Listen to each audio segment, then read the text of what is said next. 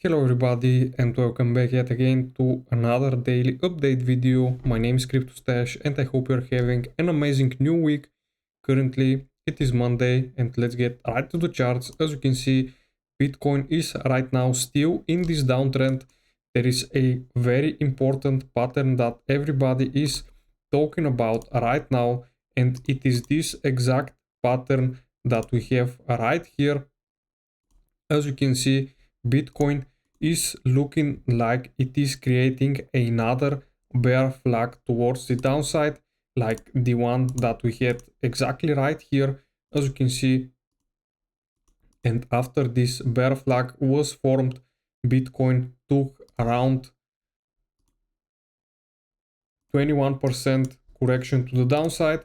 And if this bear flag breaks down, then those 21% would take us down exactly below the previous level that we had right here, basically below the April lows, which are at around 74.5k, and a 20% correction to the downside is going to take us around 72k, which would be a very key level, as you know, since we do have a lot of liquidity sitting below the April low, since it has not been taken out since then. As you can see, price since then has been in a uptrend for about 182 days to the all-time high. And if we measure towards the current day, it was 243 days, as you can see, since those April lows have not been swept. So as you know, price does tend to take out the lows sooner or later. And we also did get a bearish rejection on the higher time frame from the weekly pivot, from the monthly pivot, excuse me. As you can see, since I am on the daily time frame, right now we are looking at the monthly pivots, and if I change down to a lower time frame, we are looking at the weekly pivots.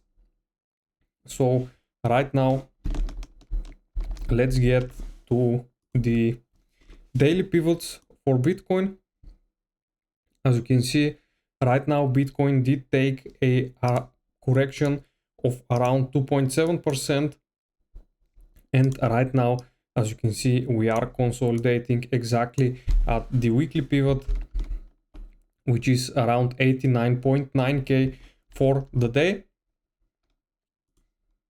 We did not take out the daily R2. As you can see, price did try to pump, but we basically failed to get this touch of the daily R2 for just around 0.81%. So basically just around $167. Price failed to touch this level. And as you can see, for the day, we are down around 2.8%.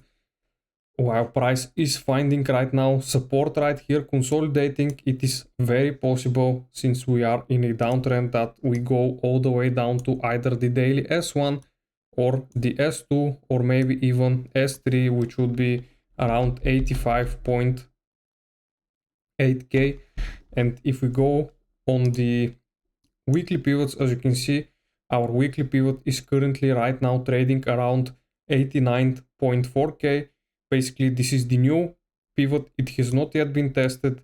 This is still for the new week that we have just printed. As you can see, this is our new weekly candle, which is looking something like right here potentially, where we had 2 weeks of relief, and then we had another 2 weeks of moves to the downside. Basically, I think here we pumped around 15%, and from the lows here we pumped exactly the same, 16% almost basically. So if we measure another drop towards the downside like we had right here, this will take us basically down to this order block. But let's go back to the weekly pivots for right now. As you can see, it has still not been tested. So if we start breaking below it, the S1 is sitting around 85.5k. And basically our last support for the week is sitting around 78k, which as of right now we won't be talking about if, as I said, this potentially bear flag does not break towards the downside. Now, as you know, it is very possible that we go up once again to retest before a breakdown. But also something very important is that sometimes these flags do break to the upside.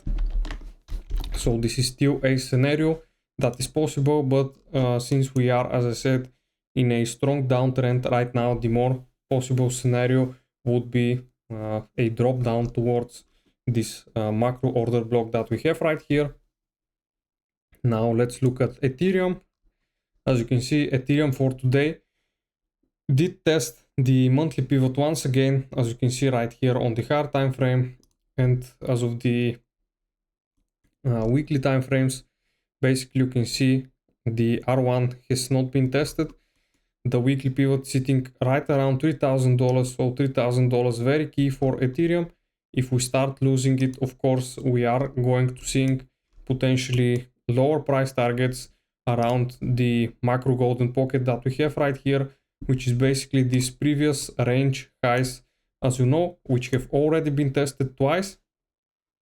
So if we start breaking below it and we start trading back in this range, basically we would be potentially aiming for the low 2000s, the 786 Fibonacci level, as you can see right here. If we get accepted back into this previous range right here, basically, as you know what I'm talking about. Solana right now also trading below this very important zone. As you can see, the POC level and this that I have marked out right here, also below the monthly pivot. We are consolidating between this macro level that we have right here marked out. And as you know, historically, when Solana flips above this level, then we do get very bullish. And when we go below this level, as of right now, price is leading more bearish. Now, something very important is the stock market right now. As you can see, the S&P 500 currently rejecting from the monthly R1, and we are having a potentially bearish daily candle, as you can see right here. So if the sellers manage to close the candle like this, we might see more downside happening. Now, as you can see, on the 8-hourly time frame, the weekly pivots, they are giving us a target all the way down towards 6,750. So this would mean a correction of around 2% for the S&P 500. And if the S&P 500 moves down around 2%, as you know, Bitcoin will potentially get way lower, potentially to the lows at 80k, or maybe even lower. As I said, the Bitcoin dominance, as you can see right here, is looking weak, but as you know, we still have this support right here, this macro support at around 54%, but we also are approaching the weekly S3, so we might find somewhat of a support here, and potentially we might see the Bitcoin dominance reverse. The dollar also is looking like it is potentially going to gain some strength right here. And as you know, if the dollar goes back to 101 or basically above 1, then this would be more bad news for Bitcoin. Also, if we look at the liquidity that we have right here, we still have most of the liquidity sitting around 94k, but we also do have liquidity below 87. Basically the Sunday low that we made right here. Let me just go back to Bitcoin. Exactly, this is our Sunday low. Below 87k, we do have a lot of liquidity all the way towards here. Basically, in this region, we do have still liquidity sitting. So as I said, I would not be surprised if price goes down and takes it out. Fear and greed index right now sitting still in that fear. So it is very possible that we go back into that extreme fear zone if Bitcoin starts approaching the low 80s again. ETF inflows, as you can see, we still don't have data for this week.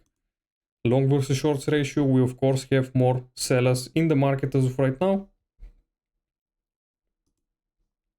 The funding rates on the major exchanges are right now remaining positive, and we do have for tomorrow some news around, as you can see right here, we do have US job openings, and on Wednesday we have the most important news for the week, the FOMC meeting, and of course, as you can see, the forecast is a 0.25% of a cut, so you could say that it is already priced in and we would potentially not be seeing any surprises and we are going to get a rate cut.